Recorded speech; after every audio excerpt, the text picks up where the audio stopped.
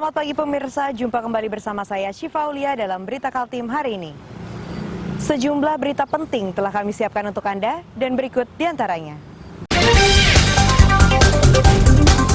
Kantor Kesatuan Kerja atau Satker Balai Besar Pelaksana Jalan Nasional Wilayah Kalimantan I didatangi petugas KPK.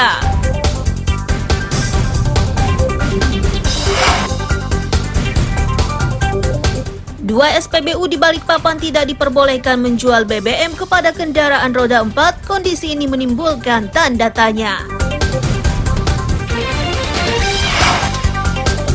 Proses pengerjaan jalan terowongan di Samarinda hingga kini baru mencapai 19%, sedang target selesainya akhir 2024.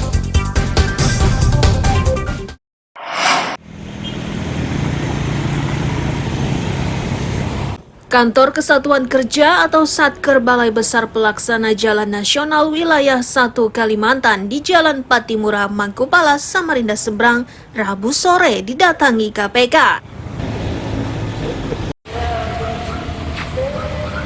Dugaan sementara ini berkaitan dengan kasus korupsi proyek jalan nasional di Kabupaten Pasir yang menyeret 5 orang sebagai tersangka.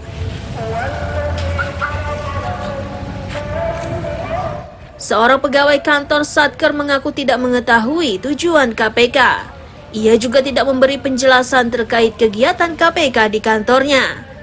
Sementara seorang kurir mengaku hendak mengantarkan paket pesanan seorang pegawai, akan tetapi gagal diserahkan karena dirinya dihadang petugas di pintu masuk.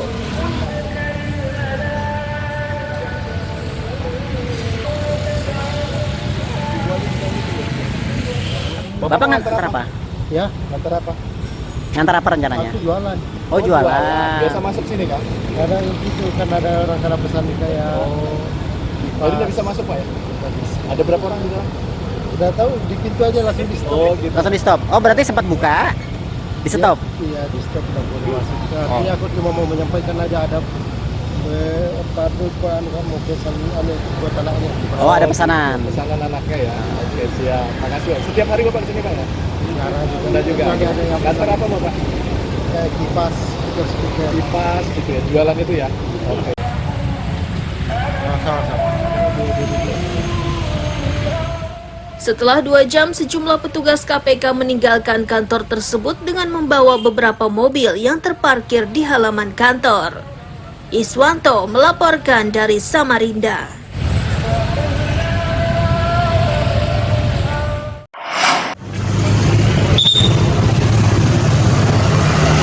Pengendara motor dan mobil harus menghentikan kendaraannya di Jalan Pupuk Raya Bontang Rabu siang. Ini terjadi saat petugas gabungan melakukan penertiban pajak kendaraan. Sasaran utamanya adalah kendaraan yang berasal dari luar Bontang dan Kaltim. Kasat Lantas Bontang AKP Muhammad Dahlan Jauhari menyatakan jumlah kendaraan dari luar Bontang dan Kaltim semakin banyak. Kondisi ini dinilai merugikan sebab pajak kendaraan dibayar di daerah asal, namun aktivitasnya di wilayah Bontang.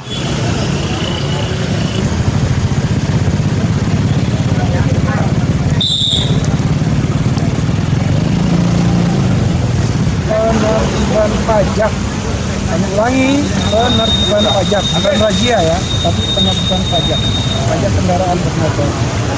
Banyak kendaraan yang di luar daerah Kalimantan Timur, dari Jawa, Sumatera, bahkan dari Sulawesi melintas di wilayah hukum Polres Bontang, khususnya wilayah Kalimantan Timur.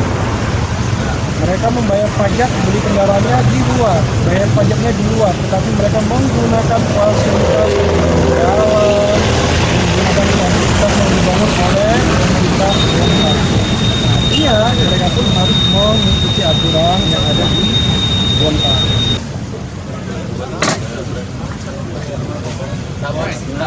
Pengendara yang terjaring penertiban mendukung upaya petugas. Mereka meminta agar penertiban pajak kendaraan ini semakin ditingkatkan agar pendapatan daerah bisa meningkat.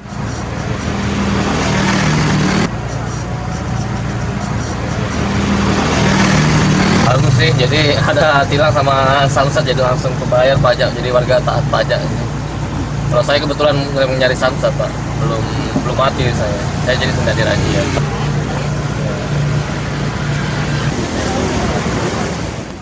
Bagi pengendara yang terjaring, petugas memberi waktu 3 hari agar melakukan pelunasan pajak.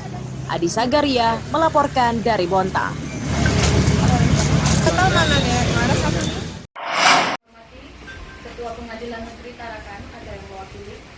Barang bukti narkoba jenis sabu-sabu dengan berat 415,71 gram inilah yang akan dimusnahkan oleh Satres Narkoba Polres Tarakan Rabu siang. Pemusnahan tersebut disaksikan pihak pengadilan, jaksa penuntut umum, dan tersangka.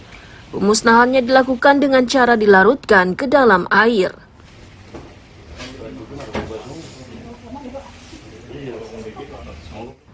Kasatres Narkoba Ibtu Gian F. Latama menyebut barang bukti tersebut berasal dari 3 pengungkapan. Pertama dilakukan oleh anggota Kodim 0907, sedang 2 kasus lainnya diungkap Satres Narkoba. Gian juga menyebut narkoba yang diduga dipasok dari Malaysia itu akan diedarkan di Tarakan dan Sulawesi.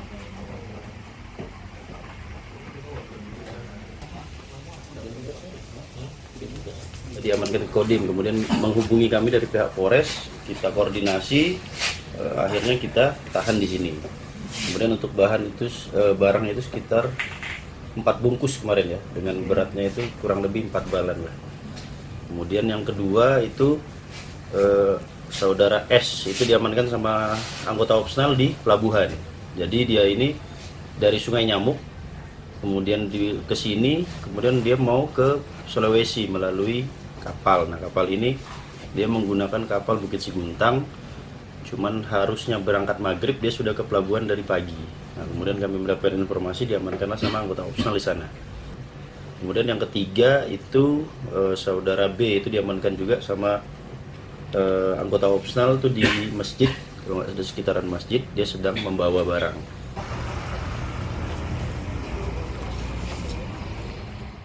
Bubur narkoba ini kemudian dibuang ke kloset, sementara para tersangka dikembalikan ke dalam tahanan untuk proses persidangan di pengadilan.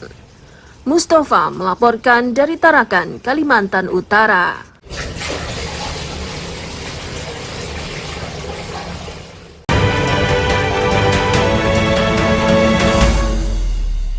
Masuk semua itu loh. Puluhan anggota Ormas Rabu siang menggelar deklarasi pemilu damai di kawasan Balikpapan Permai. Aksi tersebut dilengkapi dengan pembentangan spanduk berisi imbauan agar pemilu dilaksanakan secara jujur dan adil. Aksi yang digelar saat musim kampanye itu dibarengi dengan imbauan agar masyarakat tidak menyebarkan ujaran kebencian dan fitnah. Itu disampaikan agar potensi pecahnya persatuan dan kesatuan dapat dihindari. Undang Dasar 1945. Selanjutnya, mari kita wujudkan pemilu 2024 yang berintegritas, bermartabat, jujur, adil.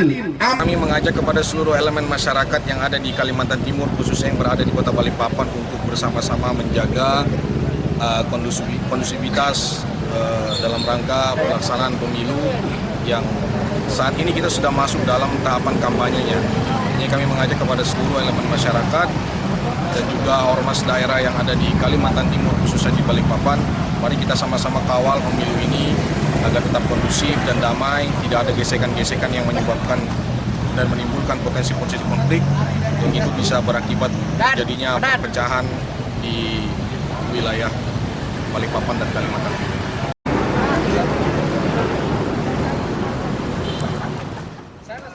Puas menyampaikan orasi dan pesan damai, kelompok ini membubarkan diri dengan tertib. Amir Hamzah dan Riani Mantini melaporkan dari Balikpapan.